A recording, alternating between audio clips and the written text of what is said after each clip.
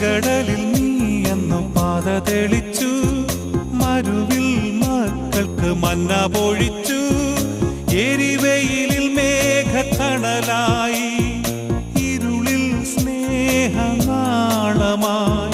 സീനായ് മാമല മുകളിൽ നീ നീതി പ്രമാണങ്ങൾ പകർന്നേകി. ചെങ്കടലിൽ നീ എന്നും പാത തെളിച്ചു, മരുവിൽ മക്കൾക്ക് മന്ന പൊഴിച്ചു, എരിവെയിലിൽ മേഘത്തണലായി, ഇരുളിൽ സ്നേഹനാളമായി, സീനായ് മാമല മുകളിൽ നീ നീതി പ്രമാണങ്ങൾ பகர்ந்தேகி. ஆண்டவரும் உலக ரட்சகர் மீட்பருமா இருக்கிற இயேசு கிறிஸ்து 40 நாமத்தினால் மீண்டுமாய் காலை வாழ்த்துக்களை தெரிவித்துக் கொள்கிறோம். வாழ்வுதரும் உணர்வு வழியாக உங்களை சந்திப்பதில் மிக்க மகிழ்ச்சி அடைகிறோம்.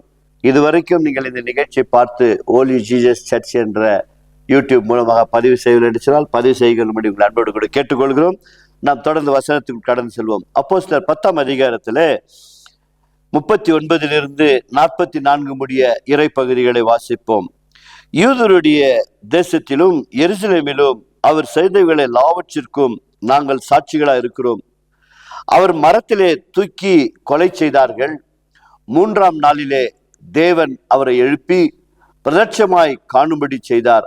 ஆயினும் எல்லா ஜனங்களுக்கும் பிரத்யட்சமாகும்படி செய்யாமல் அவர் மரித்தோரிலிருந்து எழுந்த பின்பு அவரோடு கூட புசித்து குடித்தவர்களும் தேவனால் முன்பு நியமிக்கப்பட்ட சாட்சிகளுமாகிய எங்களுக்கே பிரத்யட்சமாகும்படி செய்தார்.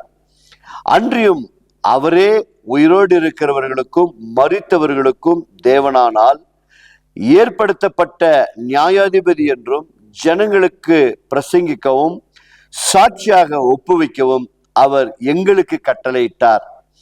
அவரை விசுவாசிக்கிறவன் எவனோ அவன் அவருடைய நாமத்திலே பாவ மன்னிப்பை பெற்றுக்கொள்வான் என்று தீர்க்கதரிசிகள் எல்லோரும் அவரை குறித்தே சாட்சி கொடுக்கிறார்கள் என்றான். இந்த வார்த்தைகளை பேதுரு பேசிக்கொண்டிருக்கையில் வசனத்தை கேட்டவர்கள் யாவர் மேலும் பரிசுத்த ஆவியானவர் இறங்கினார்.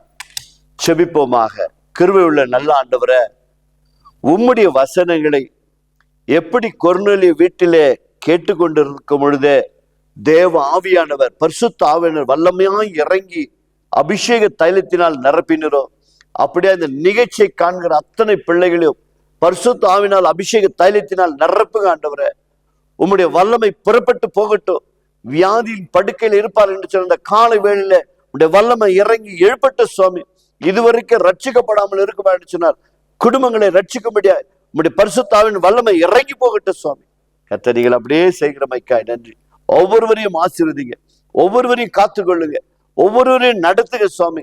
இப்போது என்னுடைய வீட்டில என் குடும்பம் ரட்சிக்கப்படாதா, என் குடும்பம் மீட்கப்படாதா, என் குடும்பத்தில் இப்படிப்பட்ட காரியங்கள் எல்லாம் தீமையான காரியங்கள் இருக்கிறது, இவங்களுக்கு விடுதலை கிடைக்காதா என்று சொல்லி காத்திருக்கிற பிள்ளைகளுக்கு நீர் மாபெரும் விடுதலை கொடுத்தமைக்காய் நன்றி. ஆவியானவர் இந்த நிகழ்ச்சியின் வழியாக ஒவ்வொரு வீடுகளில நிகழ்ச்சியை பார்க்கிற அத்தனை பேர் மேலும் இறங்குகிறமைக்காய் நன்றி. மகிமை நீர் எடுத்துக்கொள்வோம். ஆசீர்வாதத்தால் நிரப்பும். இயேசுவின் நாமத்தினால் பிதாவே, ஆமென். God bless you. கர்த்தர் உங்களை ஆசீர்வதிப்பாராக.